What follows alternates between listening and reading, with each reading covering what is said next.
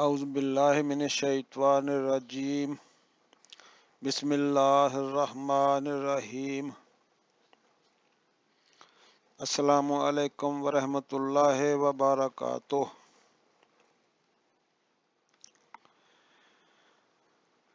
ناظرین، اب میں جو آپ کو دعا بتانے لگا ہوں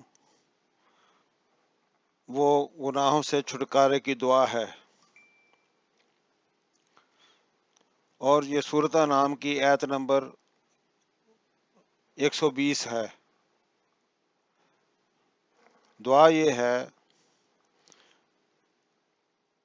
وَاذَرُوا ظَاہِرَ الْإِثْمِ وَبَاطِنَہُ إِنَّ الَّذِينَ يَكْسِبُونَ الْإِثْمَ سَيُجْزَوْنَ بِمَا كَانُوا يَقْتَرِفُونَ،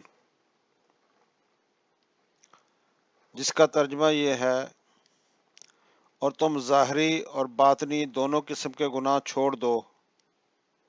یہ یقینی بات ہے کہ جو لوگ گناہ کماتے ہیں انہیں ان تمام جرائم کی جلد ہی سزا ملے گی جن کا وہ ارتکاب کیا کرتے تھے۔